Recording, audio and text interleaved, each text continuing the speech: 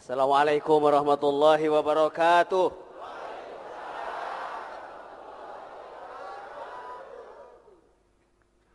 Alhamdulillah rempeg perentul.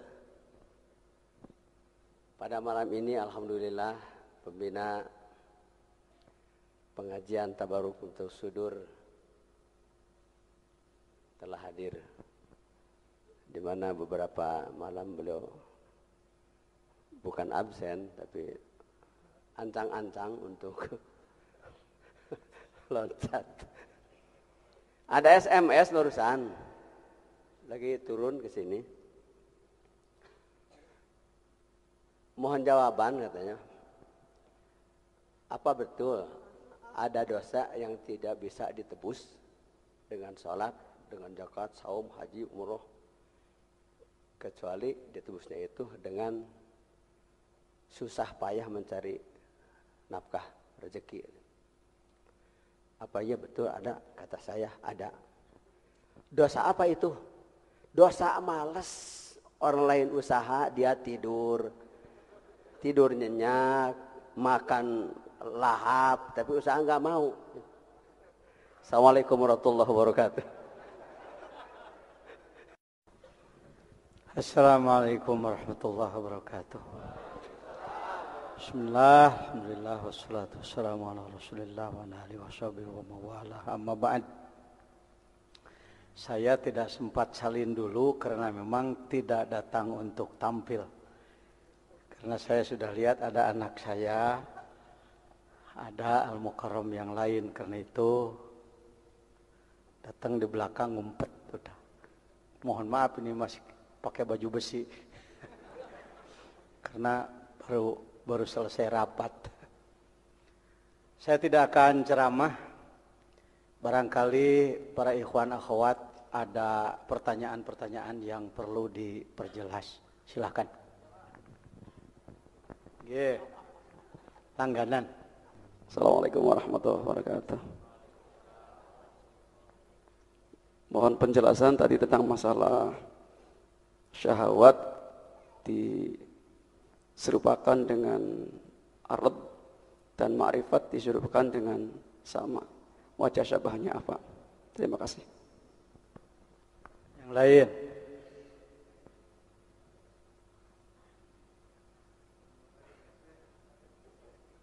Ibu-ibu ada pertanyaan? Baik. Mangga. Kursinya atuh satu lagi kursinya. Karena belum ada kursinya, yang jawab Bapak dulu.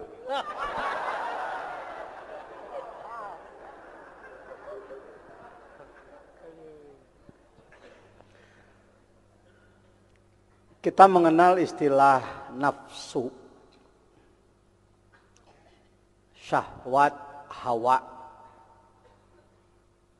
Bedakan antara hawa pakai ha, karena itu bahasa Arab pakai makhraj. Kalau ha besar di dada, ha. Kalau ha kecil di tengah tenggorok, ha. Hawa, hawa. Abina Adama wa ummina Hawa. Wal hawa hamani. Nafsu, hawa, syahwat.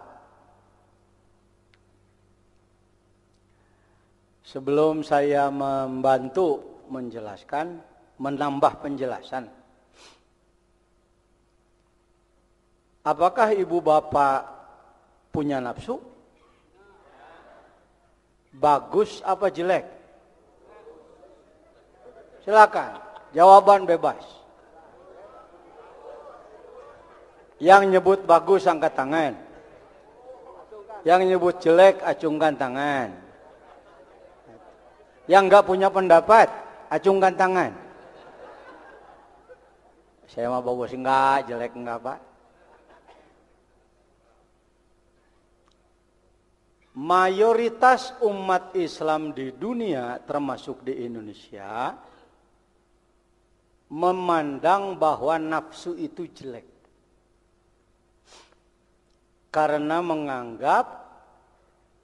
mengidentikan nafsu itu dengan marah. Kalau ada orang yang keinjak kakinya, lalu dia marah, kehet ya, tinjak cokor aing babel. Kata yang seorang lagi, nafsu sih mah, tong nafsu tuh. Ini dramanya begitu, dramanya. Supaya jelas. Ini penyebab nafsu dianggap jelek. Karena nafsu didefinisikannya dengan marah. Marah itu bahasa Arabnya godob. Marah. Nah. Syukuri. Kalau orang sudah berpandangan bahwa nafsu itu marah, syukuri. Loh, kok disyukuri Pak Jajan? Sudah punya pendapat. Daripada tidak punya pendapat sama sekali. Ini Pak Jajan jadi begini setelah belajar dzikir. Belajar menghargai orang. Jangankan yang baik, yang jelek pun masih dihargai. Karena yang jelek itu calon baik. Jangan dikira yang baik itu tidak pernah jelek. Jadi yang baik mantan jelek. Bagaimana memperbaiki yang jelek? Itu tugas dakwah.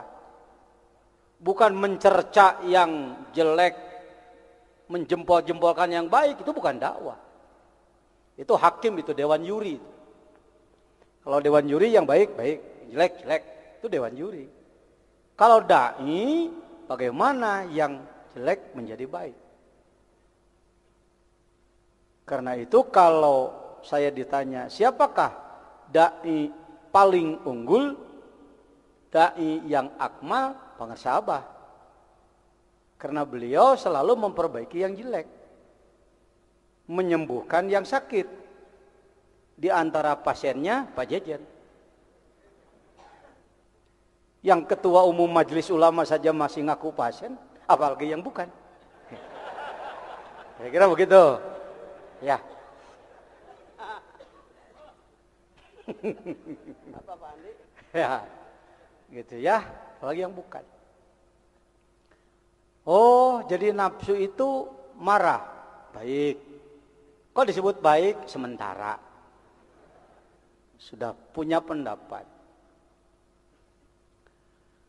Lalu hawa. Hawa adalah tarikan nafsu. Karena itu sering disebutkan hawan nafsi. Tarikannya. Hawanya. Syahwat juga tarikannya.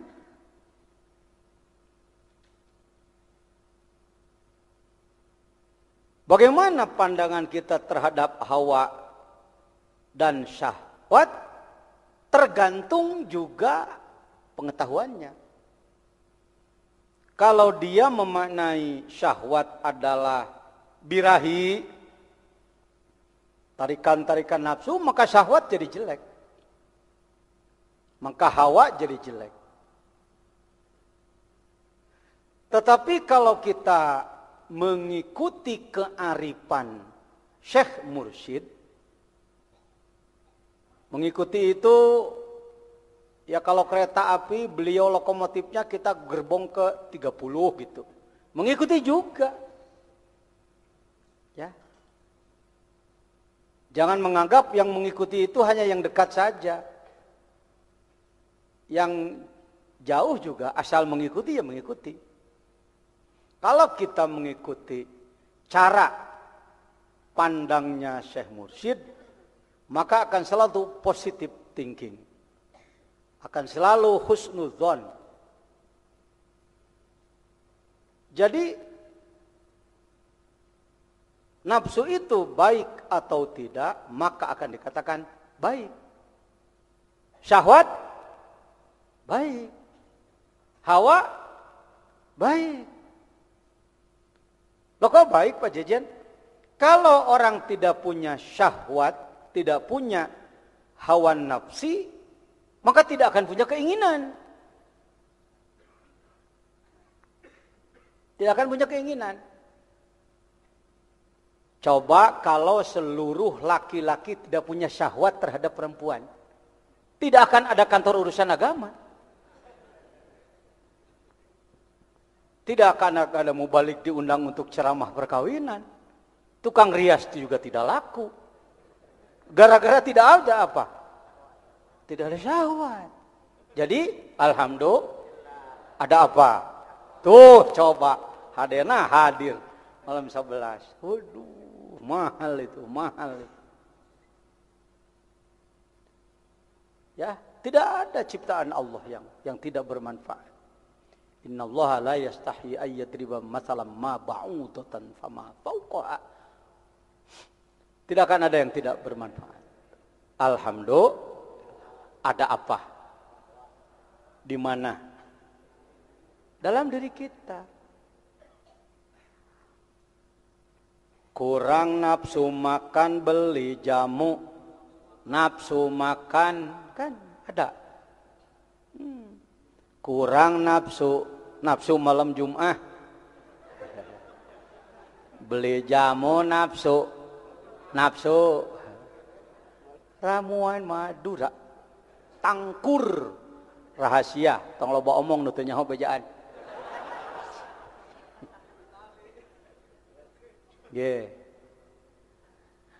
Nah, kurang nafsu sholat beli jamu. Apakah sido muncul sudah membuat jamu nafsu sholat? Air mancur sudah membuat jamu nafsu sholat? Apakah ibu dan bapak sudah punya jamu nafsu sholat? Sudah. Nu diterangkan ku Neng tadi, jeung ku Asep, zikir itu. Jamunya itu. Oh, bulet. Alhamdulillah. Mengapa tadi di dalam kitab disebut ardi? Disimbolkan dengan kerendahan. Kalau di dalam Al-Quran Allah mencontohkannya kepada Nabi Musa alaihissalam, fakhla na'laik, lepaskan sandalmu. Sandal yang dimaksud bukan nakhal, bukan na'laik, artinya Nabi Musa harus lepas alas kaki, tetapi lepaskan sifat-sifat yang rendah dalam dirimu. Syahwat ini, nafsu ini, hawa ini pemberian dari Allah, bekal dari Allah. Kalau tidak ada nafsu, tidak ada hawa, tidak ada syahwat, tadi saya katakan tidak punya keinginan. Makan, minum, berpakaian, kendaraan, dan segala macam keinginan, itulah syahwat. Bisa menjadi jatuh derajatnya manakala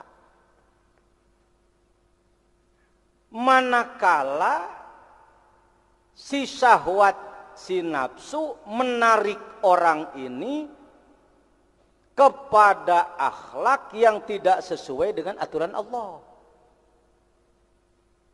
Syahwat pada perempuan kalau digunakan kepada istri jadi sedekah. Ayati ahaduna syahwatahu afihi ajrun? Naam.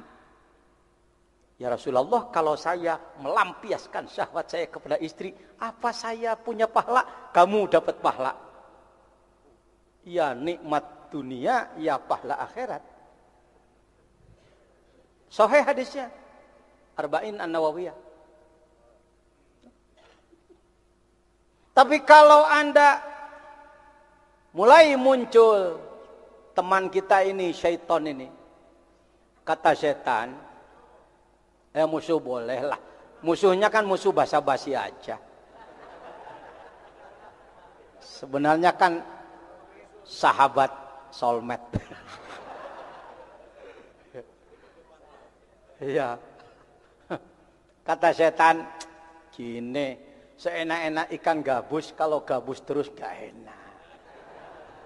Coba sekali-kali ikan peda. Lain dah. Pikir-pikir iya ya. Kalau aku perempuan, lalu barangku diberikan pada orang lain, kok nggak copot? Nggak pecah. Sebenarnya kan vitamin ya. Ini bahasa setannya nih. Jangan dulu membenci. Ya. Bener juga ya. Lagian orang nggak ada yang tahu kan ya. Dan di Indonesia kan musim di mana-mana. Nah. Syahwat, nafsu bergabung dengan syaitan. Akhlak karimah, akhlak sayyi'ah. Akhlak baik, akhlak buruk. Nah, yang buruk-buruk ini tinggi apa rendah? Kalau diibaratkan tinggi rendah, langit apa bumi? Si nafsu, si syahwat, si hawa menjadi sederajat dengan bumi rendahnya karena dijadikan alat kepada akhlak yang buruk. Ya, makan. Boleh apa Anda makan? Makan untuk menyegarkan badan. Kalau badannya masih, kesegarannya tergantung pada makanan. Yang disebut alam asbab. Silakan rasakan. Ada orang yang makannya 40 hari sekali, nggak usah bingung. Wah itu gimana begini? Nanti gizinya repot amat. Yang menghidupkan itu Allah. Tahu tongeret? Nah, neng bahasa Indonesia tongeret teh. Apa? Kalau ini ayahnya, saya bapaknya gitu. Bapak kurang apa? Nah, tongeret. Tolet. Nah, tongeret itu namanya. Dengar-dengar tongeret makanannya apa? Makanannya angin. Pada tahu. Enggak makan buah-buahan, enggak. Hidup. Ada yang makan seminggu sekali orang itu. Ketika memang Allah berikan kemampuan, kesegaran tubuhnya bukan karena makanan. Ada yang 3 hari sekali, ada yang sehari 3 kali.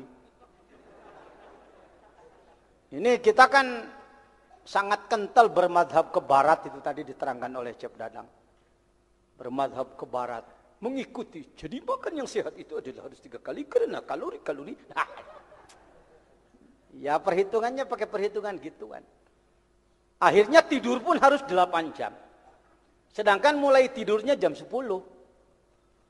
Kalau jam 10 malam, 10, 11, 11, 12, 12, 1, 1, 2, 2, 3, 3, 4, 4, 5, 5, 6. Maka bangun jam 6. Kenapa bangun jam 6 atau jam 7? Untuk sehat. Kenapa? Berdasarkan penelitian. Nah ini. Jadi nafsu syahwat hawa kalau dia tidak dikendalikan, maka dia membawa diri kita kepada akhlakus sayyi'ah, pembantahan terhadap Allah, maka menjadi kal ardi, bagaikan bumi. Tetapi kalau si nafsu dikendalikan dengan nurullah, dengan cahaya Allah, untuk menghasilkan nurullah, maka kita belajar zikir. Ternyata dengan zikir yang ada belum juga menghasilkan nurullah, maka kita mencari guru. Itu yang saya katakan. Kalau hari ini di dunia, nggak bicara dunia dulu lah, Indonesia saja, jumlah umat Islam kurang lebih 200 juta. dewasa 100 juta, yang sudah belajar thariqat kira-kira 10 juta, maka yang belum adalah 90 juta. Itu kenapa kami selalu mendorong anak-anak siapapun untuk menjadi dai thariqah. Bukan untuk kebesaran thariqah, bukan untuk membesar-besarkan Suryalaya, bukan. Kalau musim penyakit, yang sakit harus diobati. Untung kalau yang sakit memandang bahwa obat adalah obat, maka dia akan mencari itu, kalau diberi akan dimakan. Karena dia sadar bahwa dia sakit dan ini obat. Kira-kira ketangkep enggak omongan saya? Ya mohon ditangkap lah. Dah hese yang ngomong gitu, hese. Nang mikir itu. Ayah ceramah hafalan, ada ceramah himbauan, ada ceramah filsafat, ada ceramah kepemimpinan. Yang di dalamnya selalu ada daya ungkit. Daya ungkit. Ada unsur tanggung jawab. Ada arah, ada target. Macam-macam. Bobot ceramah macam-macam. Baik, saya ulang. Sampai di mana tadi? Kalau musim wabah penyakit, maka yang diperlukan adalah obat. Kalau masyarakat yang sakit mengenal obat dan memandang bahwa obat adalah, maka dia akan mencari, kalau diberi obat akan memakan obat. Coba diulang ke Bapak. Terjadi terus tuh ente mah teka tangkapnya ngomong saya. Kalau terjadi wabah penyakit, maka sangat diperlukan untuk kelancaran pengobatan, maka si sakit harus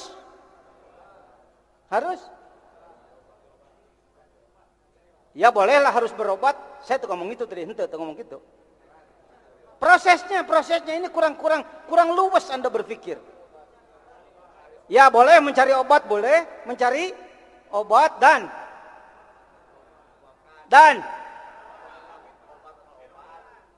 nggak ketangkep. Dan harus punya keyakinan bahwa itu adalah obat yang bisa mengobati.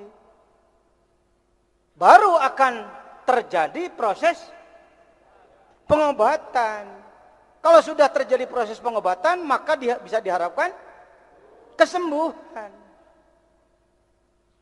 Itu maka saya katakan kepada para mahasiswa, para sarjana di IAILM atau dimanapun sekarang, sudah banyak perguruan-perguruan tinggi lain yang ikut pola IAILM, pesantren sarjana. STAI Sukabumi, 700 calon sarjananya bulan kemarin di pesantren kilatkan dulu di pesantren Az-Zainiyah, pesantren kami. Kenapa? Karena ingin pembekalan tasawuf. Baik. Jadi harus punya keyakinan bahwa itu adalah obat yang bisa, bila mana si orang yang sakit sudah berpandangan bahwa, maka proses pengobatan akan semakin lancar. Tapi bila terjadi wabah penyakit dan orang yang sakit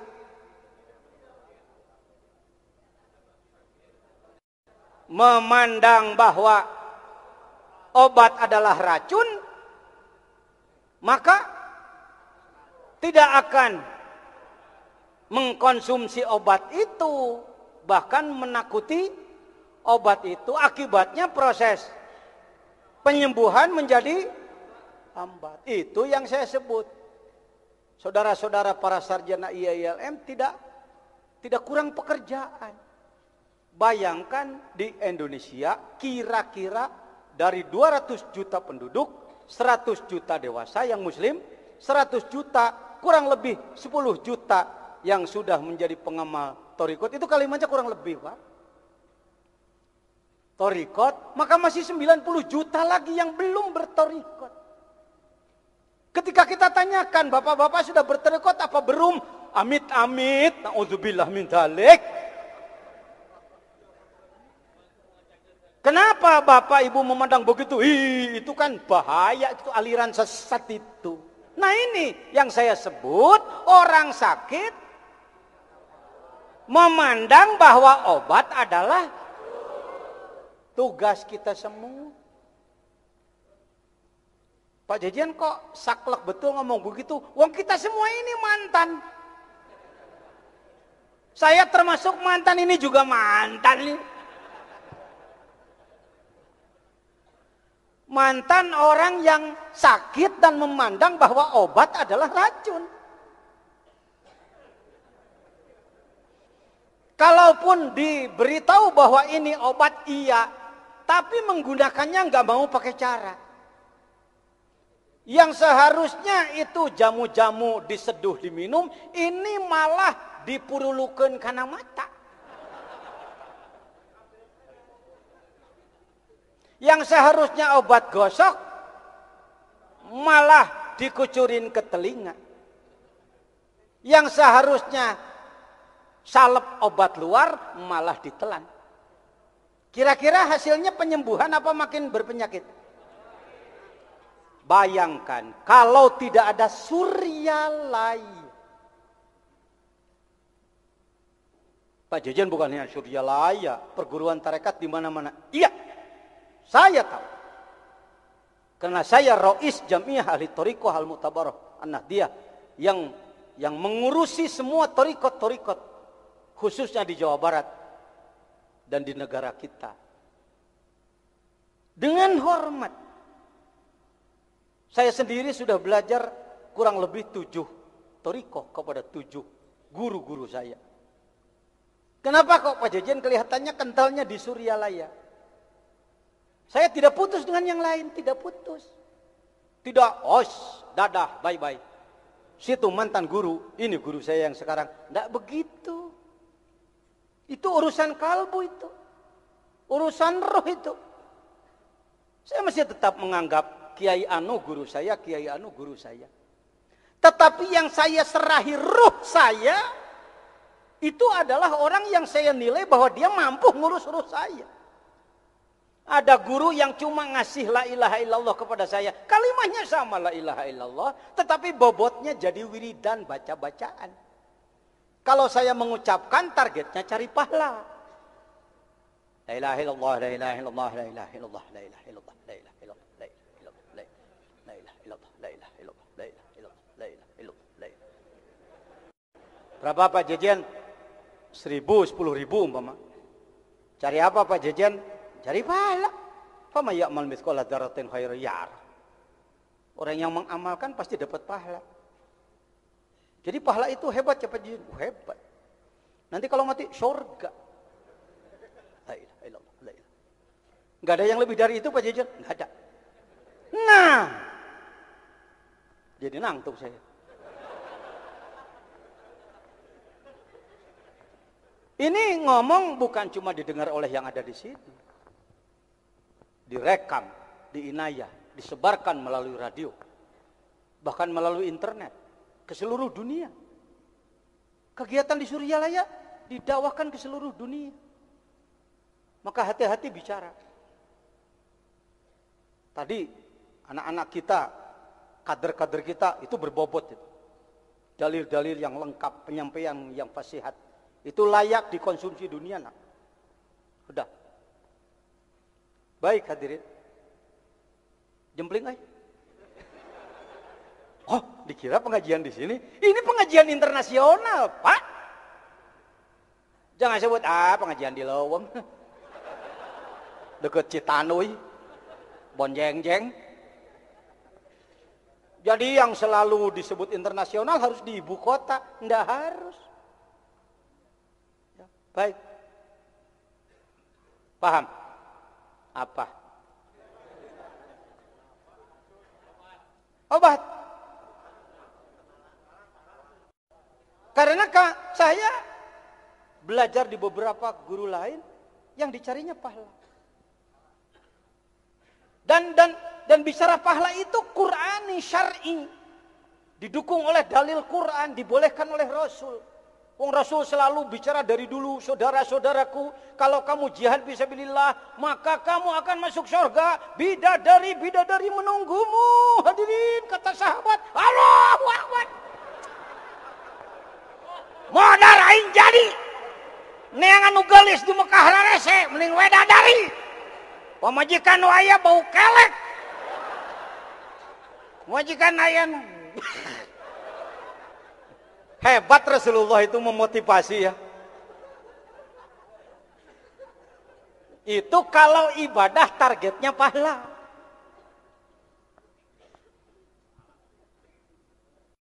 Kalau dapat pahala dari Allah itu hebat.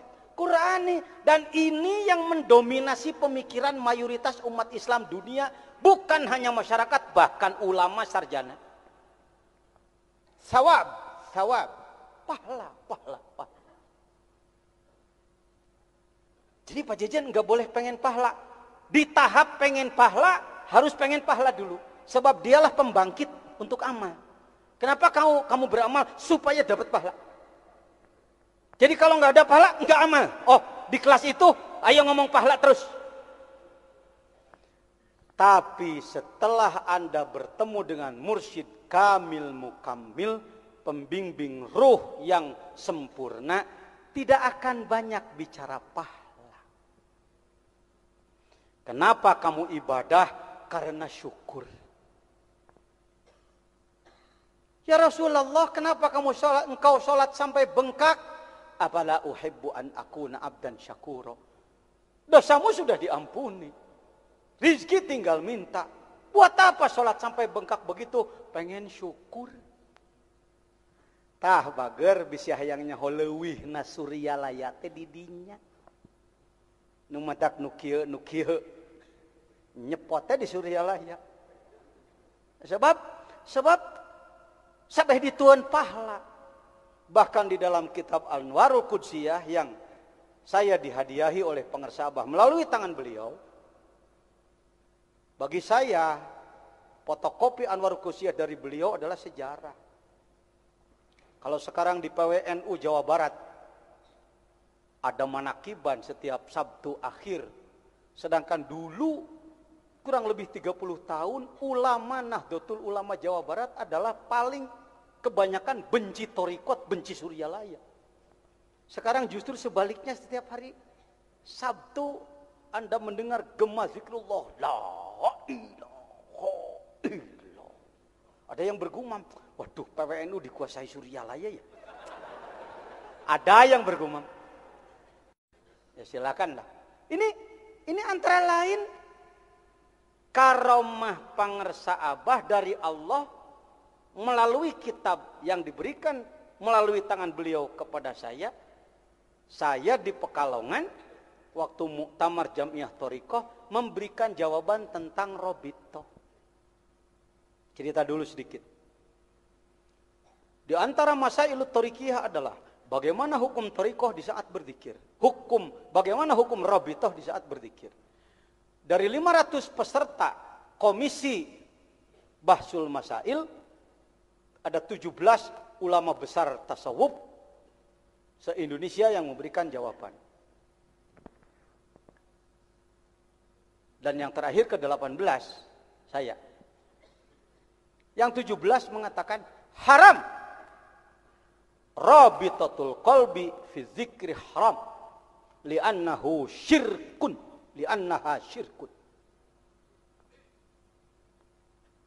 Menyambungkan kalbu kepada guru di saat berzikir adalah haram. Karena mengganggu kehusyuan.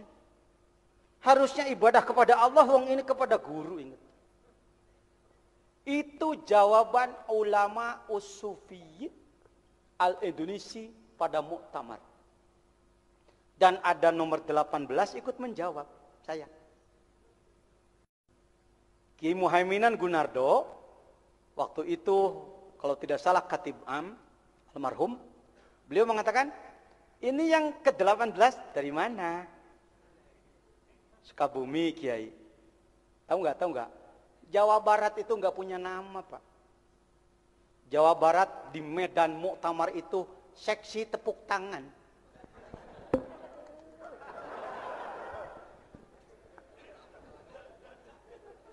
Kau yang disebutnya seksi emprak sih. Bengong kayak.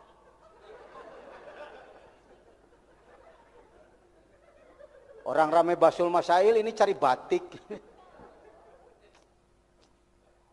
Nggak bisa nolak. Wong saya saksi. Bagaimana? Suka bumi apa suka NU? Suka dua-duanya, Kiai.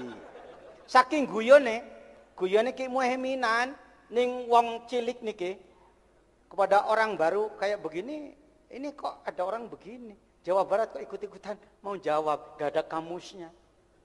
Kira-kira begitu. Ya belajar, Kiai. Ayo silakan. Karena anak bawang ya dianggap anak TK mau belajar ngomong. Mohon maaf al-mukarramin, para ulama sufi besar Indonesia. Saya orang bodoh dan saya orang baru. Hemat saya, Robitoh di saat berzikir itu harus. Ini berani amat anak. Yang 17 orang-orang besar yang sudah diberi soal 2 bulan sebelumnya, sudah mutolaah puluhan kitab, menyatakan, Kiai ikut gak waktu itu? Ikut ya? Nih ikut ya? Ikut nih Kiai Saleh nih. Banyak saksi saya. Ini malah anak baru nongol berani berseberangan. Tetapi di NU tidak dipangkas kalau berpendapat. Diberi peluang dulu untuk berargumentasi. Punya marojek, punya referensi atau enggak. Apa ada dasar, Kiai? Insya Allah ada. Yang saya bawa izin Allah karena saya peserta dadakan kitab Nuti Pangersa. Fotokopian. Saya ambil waktu mau berangkat. Barangkali ini manfaat. Ini karomah itu bukan harus melihat guru terbang. Bunuh orang dengan kedipat. Mati. Wah! Selalu Indonesia senangnya kantong ajaib. Sendal ajaib. Cincin ajaib. Yang ajaib nggak disebut ajaib. Sudah punya yang ajaib belum? Itu matamu ajaib. 40 tahun dipakai nggak pernah ganti oli. Ajaib. Itu kepunyaanmu ajaib. Kok kalau dekat-dekat yang bau-bau begitu bisa bangkit. Wa bi anfusikum afala tubsirun. Gigimu ajaib. Kenapa tadinya nggak ada sekarang jadi sudah ada? Kalau sudah begini kok nggak terus panjang di sini?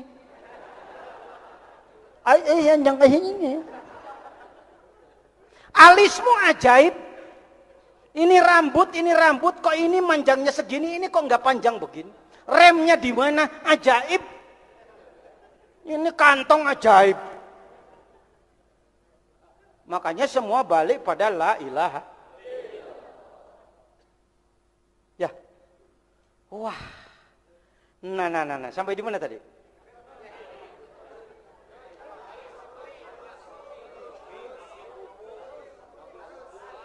Ambil buku. Lalu saya baca kalau tidak salah halaman 461. Wong 500 halamannya sudah saya baca semua. Jangan muji-muji saya, ikuti. Pak Jajan hebatnya udah terbaca semua. Jangan hebat-hebatan. Kalau saya hebat kamu ndak ikuti, kamu ndak ke bagian hebatnya. Jadi penyanjung aja. Baca oleh Anda. Waduh Pak, sulit Pak, gundul Pak. Yang gondrong cari. Pak, sulit Pak yang gondrong Pak, terjemahannya sudah dibuat oleh Ustadz Ali Muhammad. Ayo nak, ayo baca. Nah lalu saya baca kira-kira 10 baris. Wa'lam anna rabitatal qalbi fi dzikri syai'un aham dan lain sebagainya. Akadul adab disebutnya. Di NU ada azimah. Azimah itu bukan jimat yang selalu dipakai di sini. Azimah itu sesuatu yang berada di posisi penting. Apa? Kemampuan membaca. Kalau sudah dengar orang punya pendapat, lalu punya argumentasi, dan dia baca alasannya, berapa baris atau berapa halaman, tanpa cacat bacaan, i'rabnya tidak cacat, sorobnya tidak cacat, tarkibnya tidak cacat, sigotnya tidak cacat. Orang sudah ngukur, untuk jadi orang seperti ini, kira-kira nyantrennya harus 20 tahun. Orang udah ngukur. Ya, kalau yang gondrong dibaca nggak cacat, memang biasa itu. Tapi yang gundul, panjang, sulit dibaca nggak cacat, ketahuan ini keahliannya. Saya mencoba membacakan sekemampuan yang ada, maka dinilai oleh 500 yang hadir, bacaan tanpa cacat, alasan kuat. Akhirnya sang moderator, Al-Mukarram Kiai Haji Muhaiminan Gunardo, beliau mengatakan, Kiai, kitab apa itu? Hei, kalau tinju di atas ring, menang jadi juara, kalah dapat bagian. Ada uang darah lah, kalau enggak uang keringet. Coba kamu tinju di belakang toko, walau kamu menang enggak jadi juara. Ya, jangan senang amatiran kalau hidup. Profesional, di atas ring, kalah jelas. Menang jelas. Kalau di ring muktamar yang 5 tahun sekali, seorang pengurus idarah mulia pusat meminjam kitab kepada utusan daerah, itu poin itu. Itu poin itu. Kiai, kitab apa itu? Anwarul Ghuziah. Apa boleh saya pinjam? Boleh. Ini karomah guru. Saya kata. Karomah guru. Mukjizat itu bukan selalu harus punya tungket dipukulkan jadi jalan. Bukan hanya itu. Tapi Allah memberi jalan. Lautan masalah ketika datang tongkatnya dari Allah, maka jadilah jalan. Dibaca oleh beliau. Iya. Kita lanjutkan soal kedua, ketiga, keempat.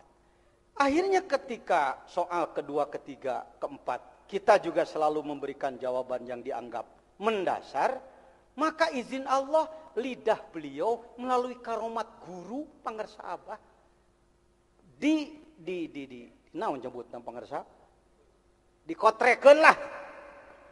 Ya, sok potrekeun naon bahasa Indonesia na. Ya, ditakdirkan di Lauhil Mahfuz sana agar beliau membicarakan sesuatu yang mungkin sebenarnya dari hati beliau tidak ada begitu. Ini yang namanya disebut nonton karomat. Beliau mengatakan, para musyawirin yang terhormat, rasanya untuk adil kalau kita balik saja. Tadi yang menjawab dari nomor 1, 2, 3 sampai 18. Bagaimana kalau kita balik saja? Yang memberikan jawaban pertama nomor 18. Yang lain mengikuti, tapi untuk mempersingkat waktu kira-kira jawabannya sama, ya idem saja. Ini di forum nih, ya, di forum besar, jangan ngumpet-ngumpet. Kita harus sering melakukan seminar. Sukabumi pada Harlah, peringatan hari lahir penegakan syariat Islam yang ke-8 kemarin, saya adakan seminar tasawuf. Karena di Sukabumi banyak kelompok Wahabi, saya undang Profesor Ahmad Tafsir yang terkenal sebagai orang Muhammadiyah.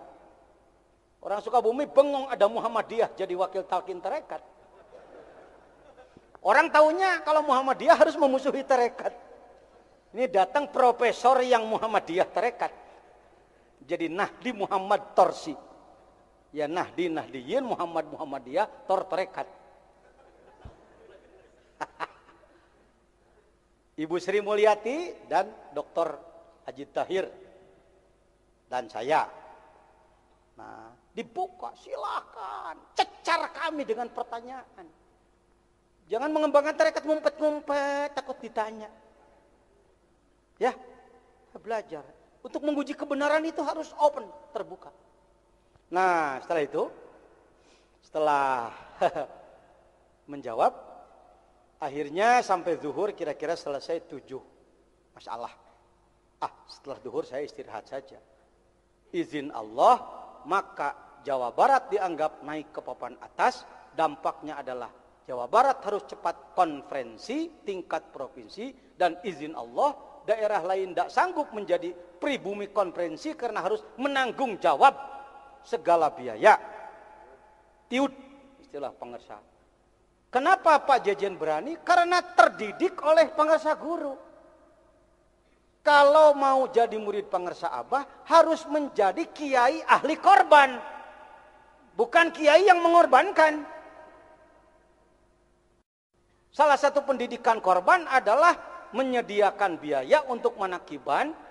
Rata-rata 1.000 orang setiap malam 10. Jadi kira-kira mohon maaf per bulan ya 5 juta. Menyediakan. Karena sudah terbiasa puluhan tahun setiap bulan mengeluarkan biaya untuk kepentingan agama, maka ketika ditawari untuk menjadi pribumi konferensi, saya katakan berapa biayanya Kiai? 165 juta Pak Kiai, insya Allah. Nah, dilaksanakanlah, bahkan tidurnya pun di hotel. Kata mereka, belum pernah terjadi konferensi. Nah, Nahdlatul Ulama kok tidur di hotel? Saya katakan, itulah khawarikul adat. Jadi khawarikul adat itu sekali lagi, jangan cuma nginjek air, jalan di atas air. Ibaratnya orang kelelep ini enggak, kan itu ngapa kancang. Biasanya orang korban 1 juta aja gemeteran. Komo kiai resepna gitu we tibatur. Kita dididik oleh mursyid untuk kita yang mengeluarkan. Itu khawarik itu. Luar biasa, biasanya narik ini ngeluarin. Ayo jangan ngejar-ngejar karomat yang neko-neko macem-macem. Karomah itu keluar biasaan. Biasanya jam 2 tidur ini bangun. Biasanya ngopi ini sholat. Biasanya ngerokok ini zikir. Itu khawarik itu. Ya. Utlubil istiqamah wala tatlubil karomah. Kejarlah istiqomah ibadah. Jangan kau kejar keluar biasaan. Wong luar biasa sudah ada pada diri. Baik. Nah, singkat cerita. Maka izin Allah, bagi saya tidak akan terhapus dalam sejarah hidup saya.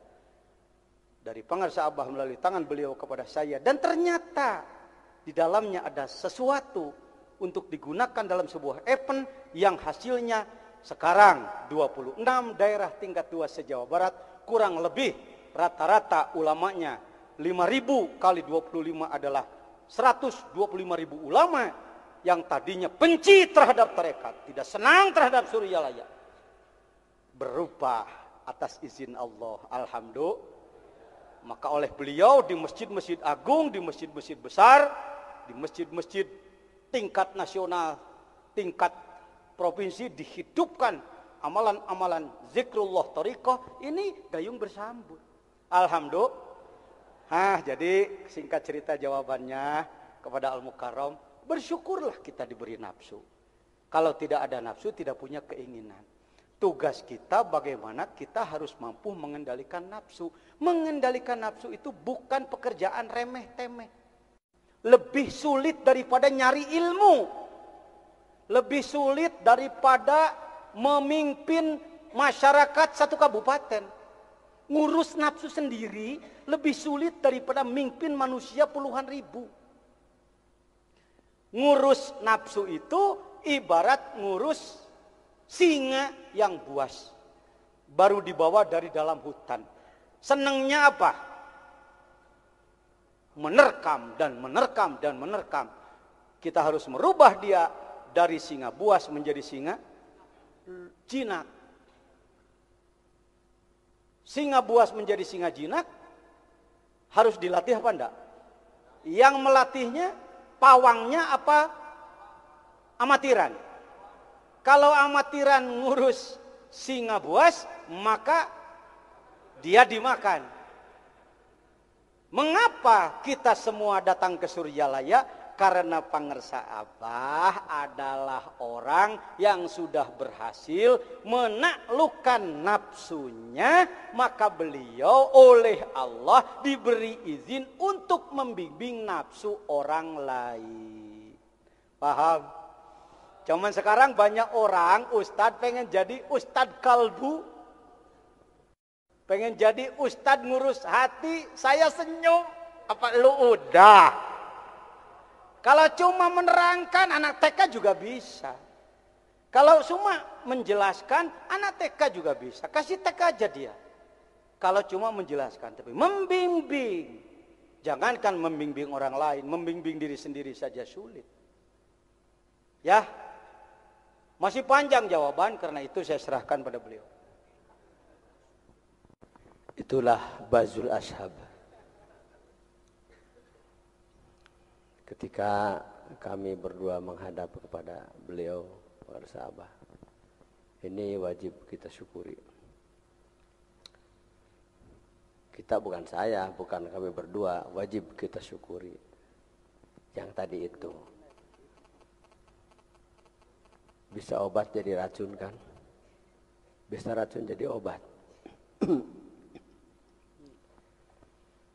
Para sahabat bertanya, mustaq dari apa itu jajan itu?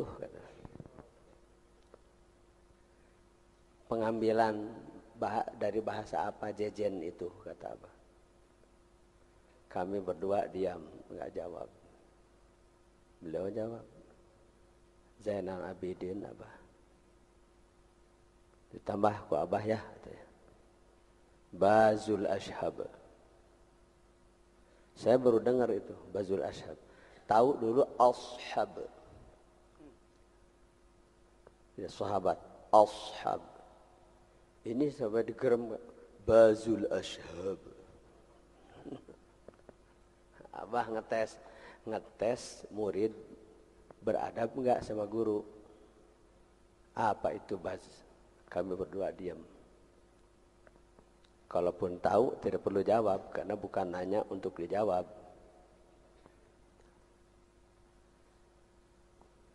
Raja Wali. Al-Ashab, Baz itu burung Raja Wali. Abah bilang burung Raja Wali. Jadi nyebut elang Abah. Burung Raja Wali. Al-Ashab, terbang melayang-layang. Kalau burung Raja Wali terbang melayang-layang, enggak merem matanya. Gini.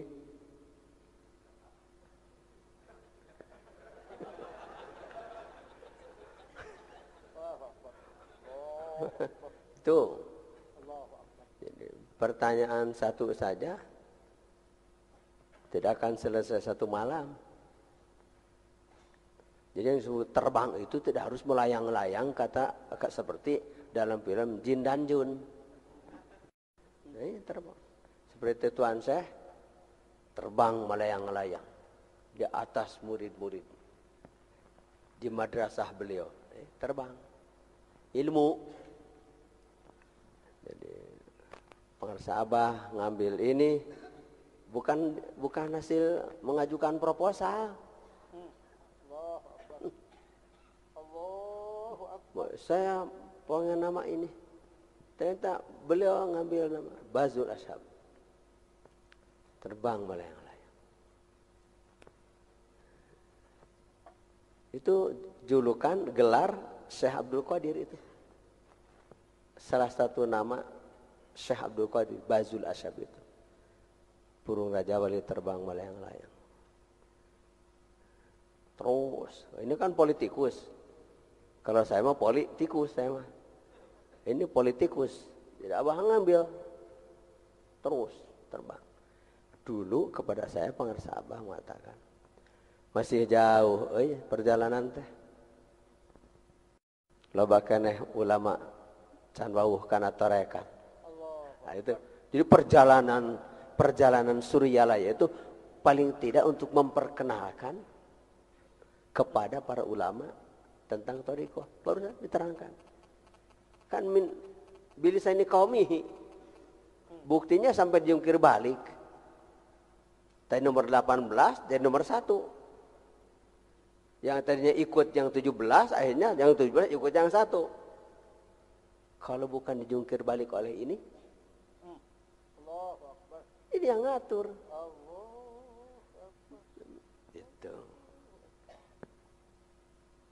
Itu busro namanya. Yang dikatakan busro itu busro. Bukti. Pertanggung jawab. Kesaksian busro. Lahumul busro fil hayati dunya wa fil akhirah. Kesaksian, bukti. Ilmu. Jadi ilmu ulama layan bagi li muridin ayatasadda aw yatasaddara li sayyidnas illa an atalla ilmal ulama wa siyasatal muluk wa hikmatul. Beliau ngambil ahlinya. Gitu. Untuk pertanggungjawaban ilmu. Saya nerusin. Masuk Masjid Raya Jawa Barat, masuk Masjid Agung Tasikmalaya, Ciamis, Banjar, Pelabuhan Ratu, Garut, Subang, Purwakarta, Kuningan, sampai Kubah Emas, Atin, Sukabumi, terus Semarang, sampai Palembang, sampai ke Masjid Dunia, Masjid Istiqlal.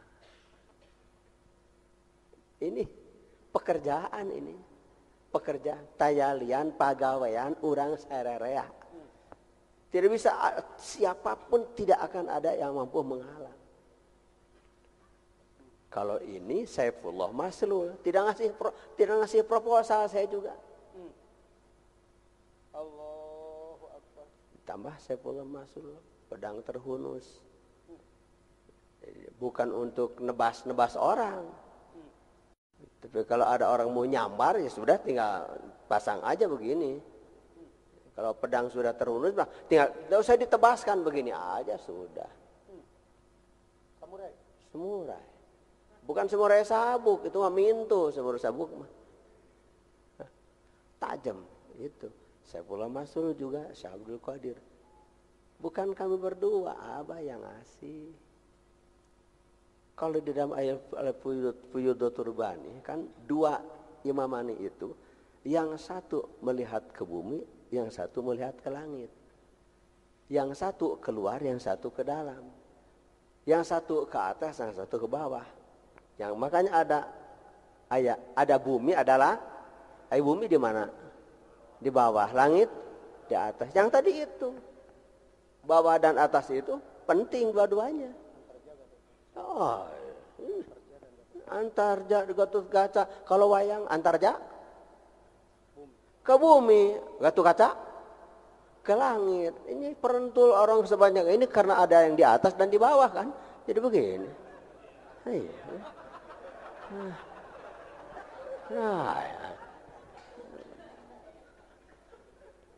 Nafsu dan ma'rifat itu penting.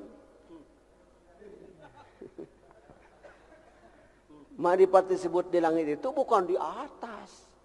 Disimpannya di sini. Ana a'lamukum billah wa annal ma'rifata fi'lul qalbi. Itu di Bukhari itu.